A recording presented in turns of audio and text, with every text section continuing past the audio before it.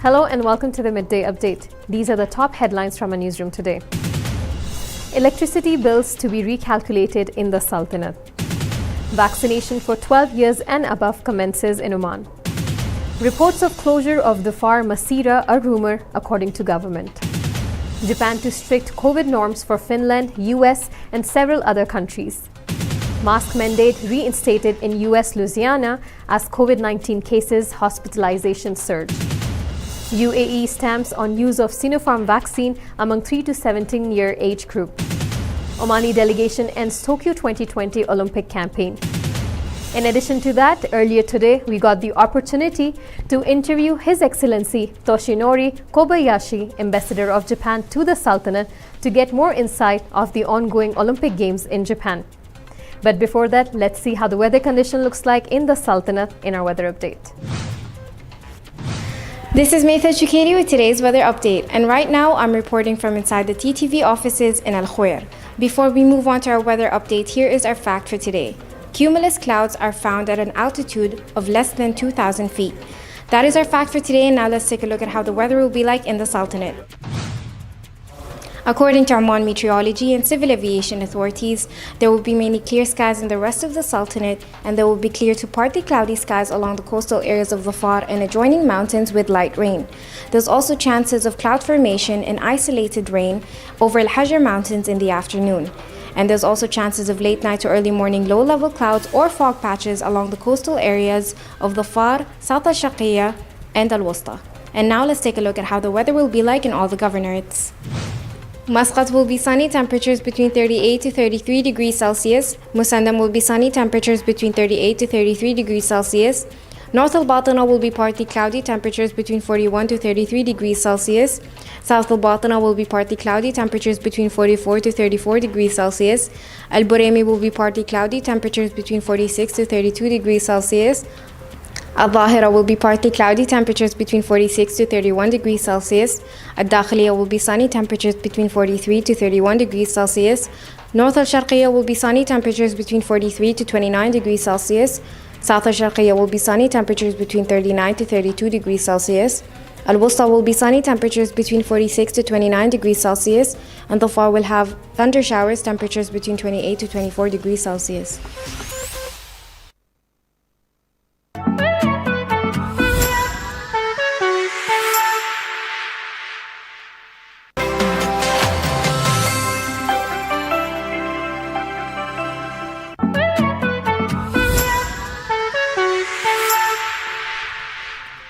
Welcome back to TTV, watching Midday Update. Now, before we get into the details of the local stories for the day, let's see how the COVID-19 situation looks like in the Sultanate. The Ministry of Health has announced a registration of 9 new death cases due to coronavirus in Oman today. With this number, the total deaths now stands at 3,877. The health officials have also extended their deepest condolences to the families of the deceased. Moreover, the Ministry of Health has also announced the registration of 309 new coronavirus cases in Oman today. With this figure, the total confirmed cases in the Sultanate now stands at 297,431, which also includes total recoveries of 280,927, as well as total deaths of 3,877. In the last 24 hours, 504 people were also registered to be recovered. The Ministry of Health has urged all the citizens and residents living in the Sultanate to follow the precautionary measures issued by the Supreme Committee and the Ministry of Health. And now from a local desk. Electricity bills that customers need to pay for the months of May and June will be recalculated according to a new pricing system adopted by the Authority for Public Services Regulation, commonly known as APSR. Under the new system, the first tier of pricing will affect people who have consumed up to 4,000 kilowatt per hour. The second tier is for customers who have drawn between 4,001 and 6,000 kilowatt per hour, and the third segment is for those who have drawn upwards of 6,000 kilowatt per hour. There will also be no increase in tariffs during the summer months this year. The APSR has also instructed licensed power distribution firms to suspend the disconnection of electricity services this summer for those who are unable to pay their bills. Furthermore, interested customers need to be provided ways to reschedule the bills owed for May and June. During a press conference held on Monday, the authority said it was also looking at other tariff structures for economic and farming services to help them adapt to the current circumstances. It will also continue to revise the mechanisms that govern the electricity sector on a regular basis. National campaign to vaccinate the school students aged between 12 and above against COVID-19 has commenced in the Sultanate, a joint initiative of the Ministry of Health and the Ministry of Education. The Ministry of Health has also continued to vaccinate target groups with the second dose of COVID-19 vaccine, provided it has been 10 weeks or more since the first dose, Oman News Agency said in a statement. The ministry stresses the need to pre-book appointments before heading to the immunization centers in order to ensure a safe and accessible vaccination process for all, while also adhering to precautionary measures. The government has rubbished as rumors and image being shared on the social media platforms that the governorates of Dhofar and Masira had been closed on orders of the Supreme Committee to deal with COVID-19. In a tweet, the official Oman versus COVID-19 handle of the government dismissed an image being circulated as a new order by the Supreme Committee as fake and said that the image dated back to 2020 and that no new instructions to this effect had been issued. The image was manipulated to show a more recent date. Like I mentioned earlier, that this morning we had the opportunity to interview His Excellency Toshinori Kobayashi, Ambassador of Japan to the Sultanate, over the ongoing Olympic Games. So let's have a look at this video. Thank you so much, Your Excellency, for joining us. It's a pleasure to have you. Thank you very much. So, Your Excellency, my first question that I want to start with is, how does it really feel to host the most celebrated sporting event for the fourth time in Japan? Yes. Yes, as you said, it is the fourth Olympic Games for Japan to host, and the second time in Tokyo after 57 years since 1964. So we are very much pleased to welcome Olympic again in Tokyo. And at the first Olympic Games in Tokyo in half century ago, people could enjoy and watch the games through radio and mainly the black and white TVs. Right. But at the moment, people can enjoy it, of course, through their colored TV and internet. So they're kind of a different age, I think. So in every Olympic Games, it is our great honor and a great pleasure to host it, of course. But however, this Olympic Games in this summer is kind of a very special one, because it is not only the biggest sport event in the world, but also is a symbol of the unity of the world and the power of the people toward overcoming COVID-19. So we are very much proud of hosting it. So, Your Excellency, talking about this massive event, what really goes in the preparation to host such a massive event? Yes, Japan has been preparing hard and working together with all the relevant organizations to make this world event safe and secure, following the advices of the WHO or all of the other medical specialists from all over the world. Now it is operated under very strict precautionary measures, such as blocking the contact between the athletes and ordinary people, and imposing PCR tests before and after the entry into the country, and the regular check and test during their stay, and also the limiting the participants' movements to their accommodation and the event site only. We are very sorry for the inconvenience caused by the measures, but the measures aim to protect the athletes and the coaches and the people and prevent them from the infection. Right. And rightly you said, Your Excellency, that this time the Olympics is very different than what was experienced before, because even this time no spectators or no audience are allowed to enjoy the sports. Yeah, that's right. So it is now, as you know, in Japan or in Tokyo, the situation of COVID-19 is a little bit tough period in terms of the new number of new cases increasing. But although it is almost under control. But anyway, the Olympic game is now going on in the most difficult situation in the history of Olympics, I think.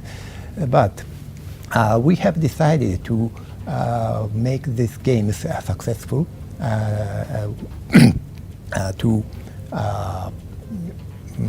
to show or to prove that we can defeat the virus. So we have prepared much, and I think that it will be successful, I think. And the most biggest challenges is not among the Japanese people, but among the athletes themselves. I mean that, as you know, the Olympic Games were postponed for 1 year. I can easily imagine how hard or how difficult it is for the athletes to maintain their conditions or the motivations. And after all these tough challenges, they come to Tokyo and to show their power. So we would like to express our heartfelt gratitude for all the participants, all the athletes gathering in Tokyo now.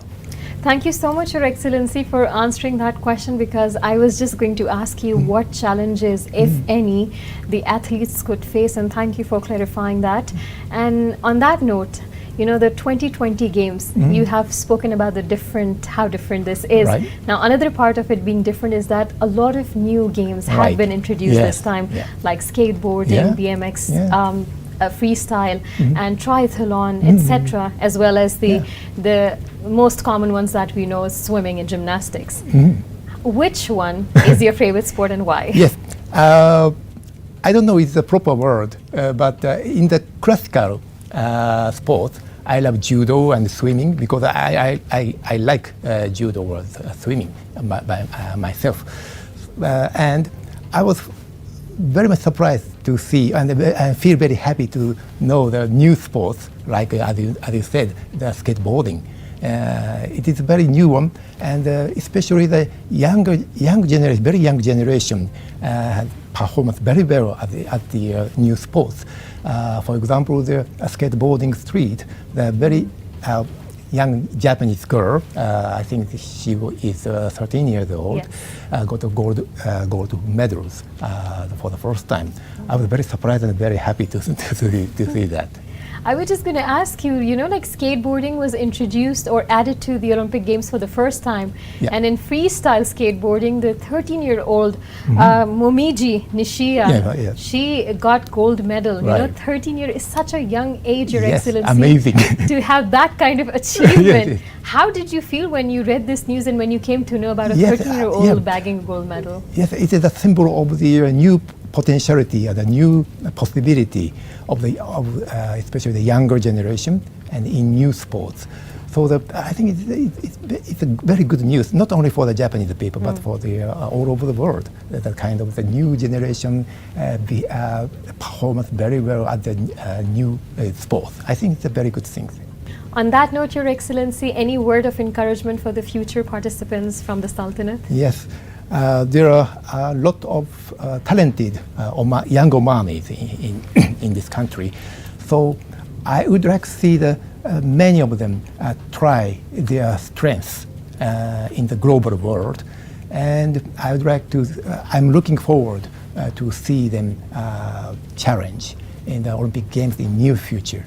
the success of the Tokyo Olympic Games will not be the credit of Japan, the host country, but it will be the exploit and the victory of all the participants from all over the world who show their best performances in the midst of the very tough situation caused by the COVID-19.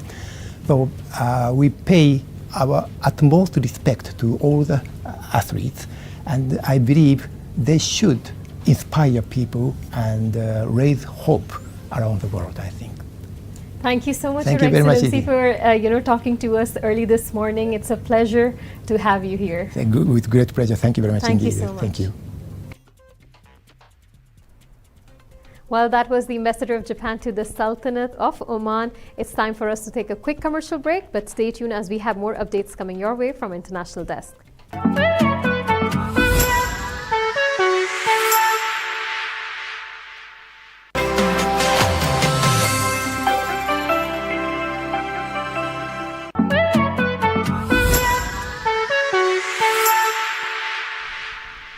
Welcome back to TTV. You're watching Midday Update. And now from International Desk. The Japanese government on Monday informed that it will tighten the borders for travelers coming from several countries, including states of the US and Finland. The changes have been made to curb the spread of coronavirus in the country. Travelers from Georgia, Zimbabwe, Tanzania, Luxembourg, and 5 Russian oblasts, including Astrakhan, would also have to go through the same process after their arrival in Japan, Kyodo News reported. Travelers coming from these regions would have to stay in government-designated facilities for 3 days after arrival and take additional virus tests on the 3rd day. The set of changes to border control measures will take effect from Thursday. Japan will also shorten the quarantine period of 10 days on visitors from Afghanistan to 6 days in designated facilities and subject them to more coronavirus testing on the 3rd and 6th day after arrival, Kyodo News reported. Meanwhile, Japan on Saturday declared a state of emergency to Tokyo, Saitama, Chiba, Kanagawa, Osaka, and Okinawa prefectures and applied priority measures to prevent the spread of COVID-19 to Hokkaido, Ishikawa, Kyoto, Hyoga, and Fukuoka prefectures till August 31st. U.S. Louisiana Governor John Bel Edwards on Monday reinstated statewide indoor masks mandate as COVID-19 cases and hospitalizations continue to surge. According to the mandate, which will be effective from August 4 until at least September 1st, all people aged 5 and older must wear a mask at indoor places. The mandate also applies to K-12 schools, universities, and other higher education institutions which return to on-campus learning in the coming weeks. In accordance with new guidance from the United States Centers for Disease Control and Prevention, commonly known as CDC, all people on campuses should be masked indoors regardless of their vaccination status. Driven largely by Louisiana's insufficient vaccination rate and the spread of the highly transmissible Delta variant, COVID-19 cases in the state have grown exponentially. Louisiana remains the state with the largest number of new COVID-19 cases per capita. The governor hoped the new mask mandate will help slow the spread of COVID-19 and limit suffering and death in Louisiana. The United Arab Emirates on Monday approved the use of Sinopharm vaccine for the age of 3 to 7 against COVID-19 virus. The decision is taken based on the clinical studies, the strict assessment to approve the emergency use of this vaccine, and the local evaluation that complies with the approved regulations, Gulf News reported. This decision will help UAE to further ramp up its fight against COVID-19 pandemic. Research so far has shown that COVID-19 vaccines are remarkably effective and safe. In addition, children have been safely receiving vaccines for multiple diseases and viruses for generations. The Sinopharm vaccine is similar in concept to all these vaccines, Dr. Ahmed Al-Suwaidi, Associate Professor of Pediatrics and Infectious Diseases at the United Arab Emirates University, said during the launch of Sinopharm. Meanwhile, more than 64% of the UAE population have been vaccinated. The country has administered more than 15.5 million doses of COVID-19 vaccines. Earlier, the Sputnik V has also registered in UAE in January 2021 under the Emergency Use Authorization procedure. The Russian Direct Investment Fund also announced that the efficacy of Sputnik V in the UAE was confirmed at 97.8% among over 81,000 people. Once again, it's time for a quick commercial break, but stay tuned for more updates from our sports desk.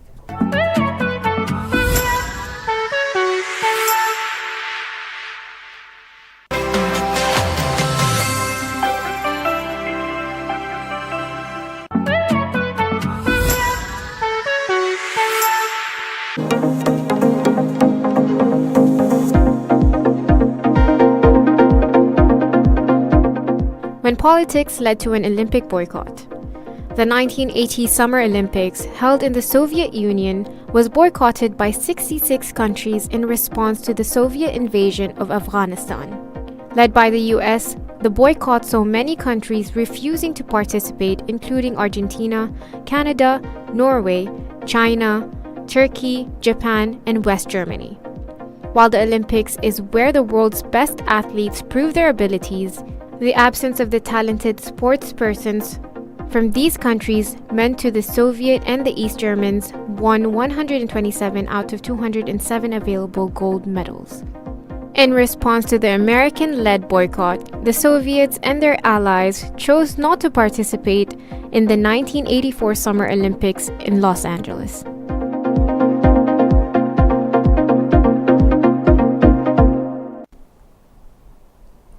Oman's Hamid Al Khatri registered a total of 1,148, 382 kneeling, 392 prone, 374 standing to finish 35th among the 39 world ranking shooters in the men's 50 meters rifle 3 positions qualifications event on Monday at Asaka shooting range.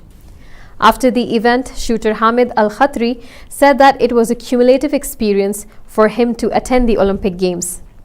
He said that the lesson I learned is confidence and having the ability to do best in the forthcoming events.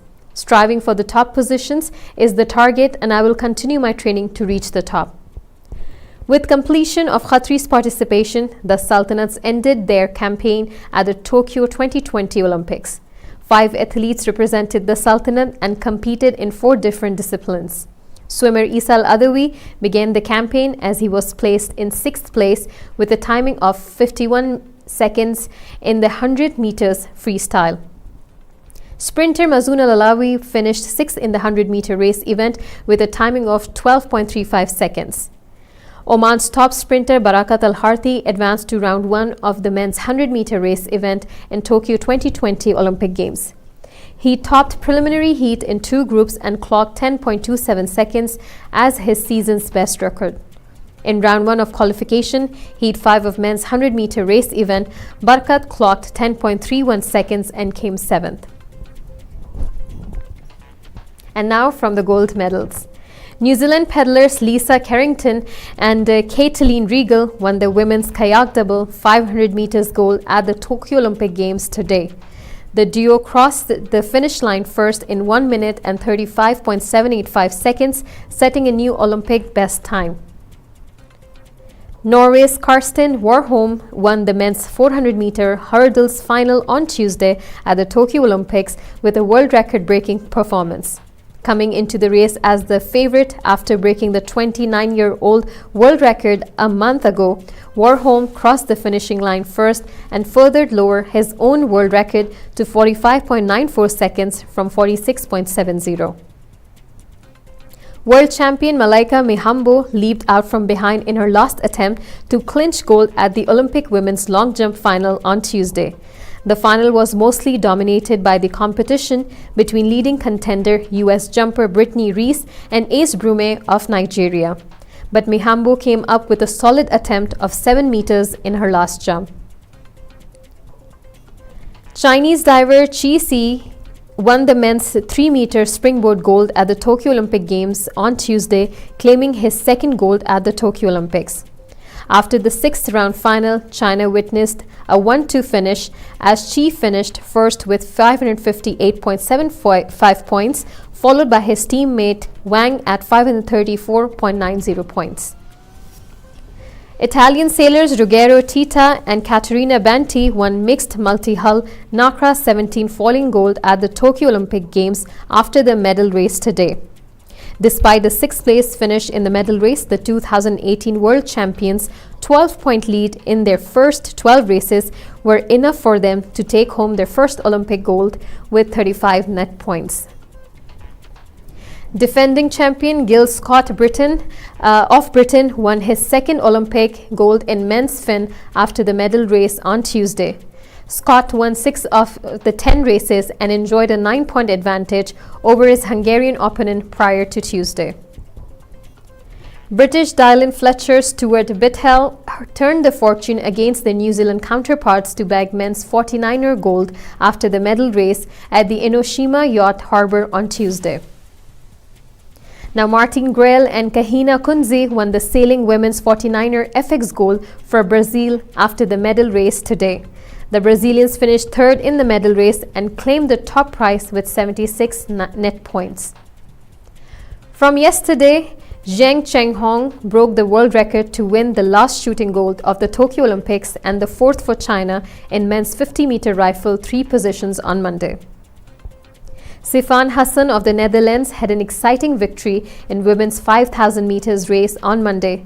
This was Hassan's first Olympic gold medal. China's Li Wenwen showed her supremacy in the women's weightlifting plus 87 kg division, setting 3 new Olympic records en route to a gold medal at the Tokyo Olympic Games on Monday.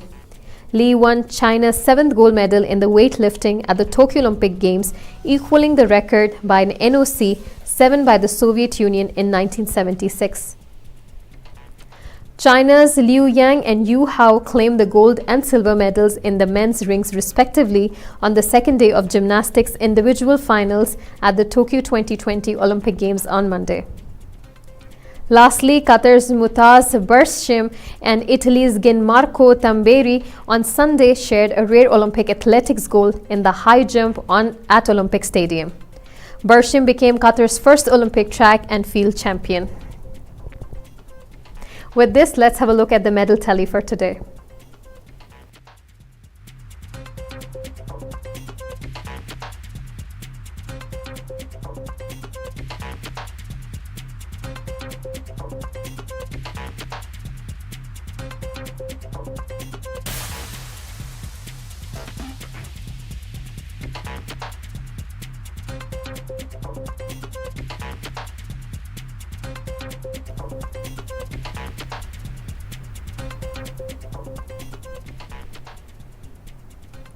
We have come to the end of the episode for today, but stay tuned as we'll be coming back again tomorrow with more updates and latest news your way. Keep watching TTV. You've just heard the live feed from the TTV studios on TFM 95.4. Let's talk.